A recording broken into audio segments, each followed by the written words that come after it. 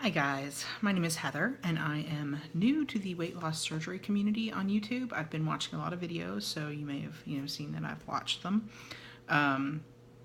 for a lot of reference and to try and figure out what was the best option for me. And when my doctor suggested something, to figure out how that goes for other people, I turned to YouTube. So now I'm going to try to give back to the YouTube community. I'm going to give you a little background on my journey so far. I am 42 years old. I had a lap band in 2006, 10 years ago. We were having some problems conceiving, and my doctor thought that if I lost weight, then that might help. So I had some time, decided to go ahead and have surgery, but I didn't want to do anything very drastic at that time because I wanted to have children. I didn't want to do much that would have a lot of malabsorption, because I wanted to have a baby that was healthy and things like that. And so at the time, I thought that the lap band was the best option for me. And sadly, the vertical sleeve gastrectomy was not a surgery that was done by itself at the time. I think some of my doctors, I went to Duke for that. I live in Raleigh, North Carolina, but I went to Duke for that, and I think they had done one that I found out either before or after my surgery. She was a special case, and it was a test at the time, I think, and I don't know if they had been planning on doing the duodenal switch on her afterwards, and that was sort of a first step, but I didn't really know about that surgery then. So I got the lap band, and it was actually okay for me. I lost, my height weight then was 326 pounds. And I think I lost down to about 260 pounds before we decided it was time to start trying to conceive again. And so it was pretty good, and I didn't have a whole lot of problems with it until, well, let's see. So let's go back. We'll talk about that later. So after the lap band, and I lost weight, and I tried to start conceiving. We had troubles and ended up going to a reproductive endocrinologist. And so at that time, I was watching a lot of YouTube videos about fertility journeys. And he said that I had PCOS, which kind of makes sense. I've got a lot of the symptoms of it. And so we worked with a fertility doctor for 6 months probably, and then eventually conceived my daughter, who was born in 2010. And then, let's see, when she was a year old, we decided we wanted another child, and we immediately went back to the reproductive endocrinologist and tried for a year with the same treatments that had worked to conceive my daughter, and it didn't work this time. But so it was about the holidays, and we had decided that we were going to make a big decision to either go on with, spend more money and go on with an IVF cycle, or to just let it go and maybe adopt another child if that's what we really wanted to do. And then I conceived naturally, which was a huge shock, especially after a year of IUIs. Not every month, but probably every other month, because I invariably, after the medicine, I would have a cyst and not be able to do the next month until, so my body would have to reset itself and we would be okay.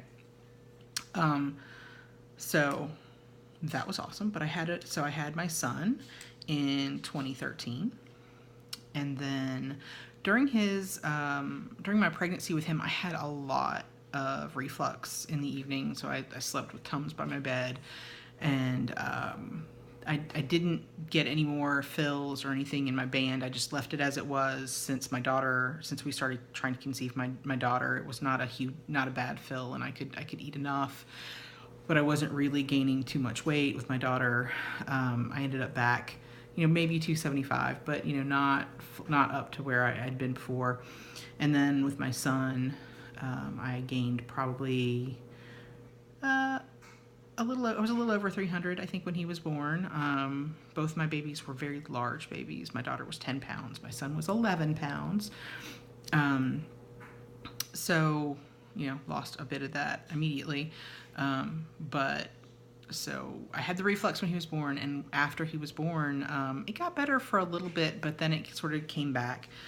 And I learned to deal with it with not drinking soda, especially not right before bed, not eating too much, especially not right before bed, just being careful with the band, because at that point it was probably the band causing the problems. And then earlier this year, I gave myself aspiration pneumonia, so that was not very good. And with reflux in the middle of the night. And that was always my problem, usually in the middle of the night when I would have reflux. So, and Tums wasn't cutting it anymore, so I decided to go see a doctor about the band to see if there was something we could do, if there was a problem with the band, or if there wasn't, if we could, fill it maybe and start weight loss again. Because at times I could eat a large amount of food. I can't eat a huge amount of food like I used to, but still, a whole, Philly cheesesteak sandwich, like an 8-inch Philly cheesesteak sandwich. I ate one of those last week, and it was fine. It all went through. I eat pretty slowly. I eat really slowly because of the band, probably. But sometimes I take a couple bites and something gets stuck and it's horrible. And sometimes just a pill gets stuck and it's horrible.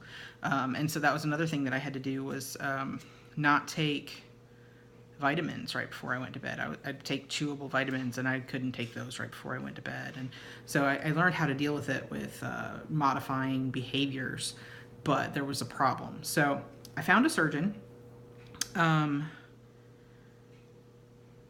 I found Rex Bariatrics accepted my insurance and was close to me. The original office that I got the Lapband with was just too far away for me to even think about going to again. Especially now that I have 2 children, it would take me almost an hour to drive there and then drive back, and with the kids and everything, it's not worth it if there are closer options. And there was this office, and so I went there, and I went to Rex Bariatrics in Raleigh, North Carolina, and talked to Dr. Bermudez. I didn't specifically seek him out, but that's who they suggested I see, and so I went to see him, and he suggested that I get the duodenal switch on my first appointment. And I was like, I don't know.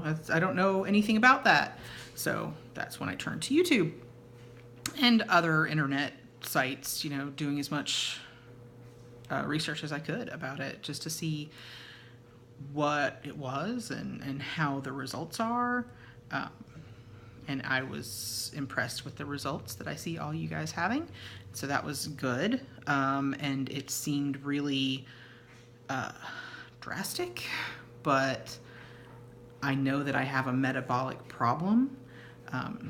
For a while we were trying to conceive my son, my husband and I went paleo, and we did like a Whole30, and my husband, eating pretty much the same thing I did the whole month, lost a lot of weight, and I lost almost nothing, which was really annoying. So anyway, I'm pretty sure I have a metabolic problem, and the doctor said, you have a metabolic problem, this needs a metabolic solution. So I finally decided that was the right thing for me, and the doctor did an upper endoscopy just to see what was going on with the band, and found that it had slipped, and put me on Prilosec to help with the reflux, and it does help. It's been better since that, and I don't know why I didn't try to take it myself before that. I guess I just didn't think that I needed it. But he put me on Prilosec, and he did the upper endoscopy and found that the band had slipped. And so now we're going to do the duodenal switch because I decided that was the right thing for me. So I think that's about it for my journey so far. My surgery is scheduled. I started this in probably June of this year. I went to go see the doctor either late May or very early June. And then we did the endoscopy like June 20th. And so throughout the summer and the fall, now I've been doing all of the tests and everything that was required.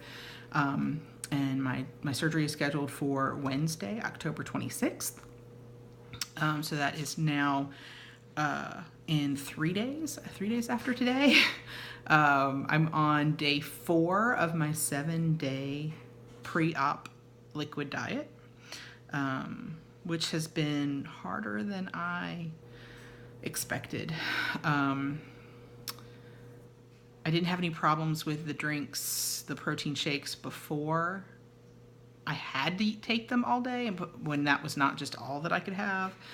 But after the first couple on the first day, everything started making me nauseous, and nothing sounded good, and it all tasted bad, and it was just not good. It's a little bit better now. I was really excited about having the Unjuri chicken soup flavor because it tasted like the broth from chicken ramen to me, the packets of like Top Ramen. And I really like those. And so I thought that would be an awesome salty option, but I had that for lunch on my first day, and after that everything was it was fine while I was drinking it, but after that everything started smelling gross and started making me feel queasy. So I haven't tried it again since that.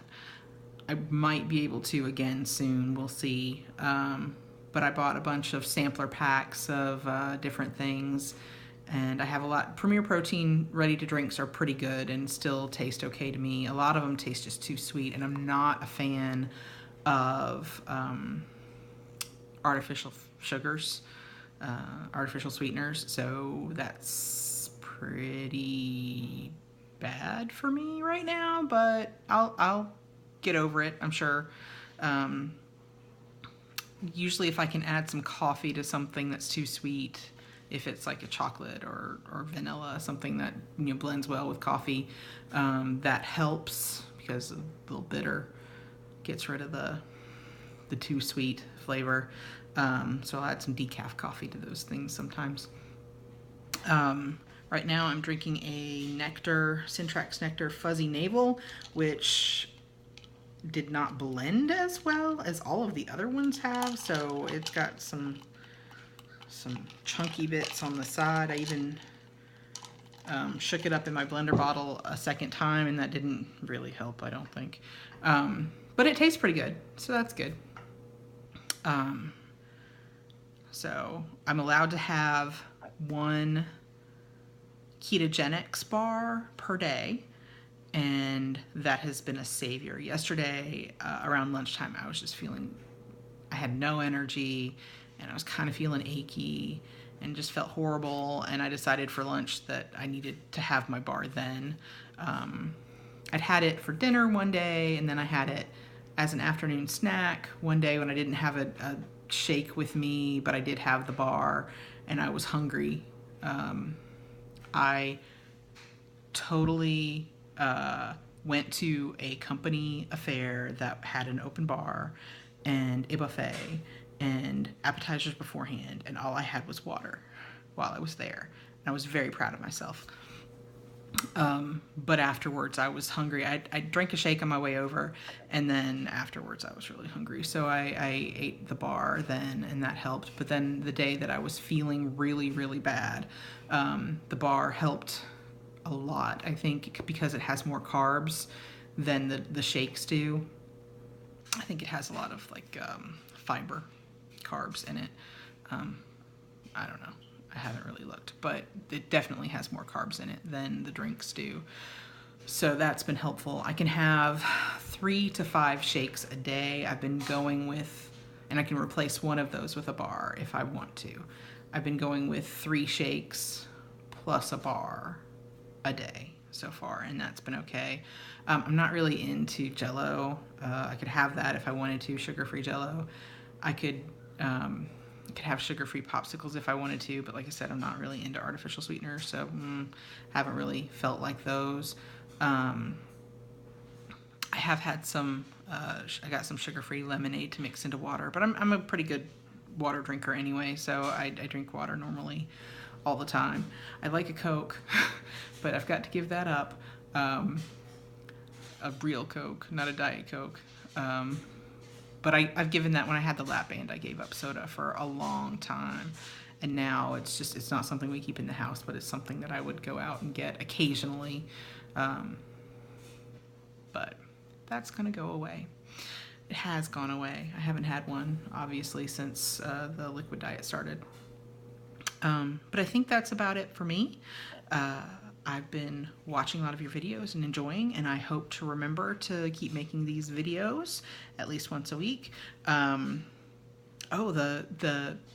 liquid diet, I've lost like almost 3 pounds a day. I've lost 10 pounds in 3 days on the liquid diet, which is kind of crazy. I mean, I'd gone up a little bit with, I can only have this one more time, so let me have this, or I can't eat this after my surgery or during my week of fluid, so let me have that. So I'd gone up a little bit then, but I'm down 10 pounds from where I was when I started the liquid diet, so that's pretty good.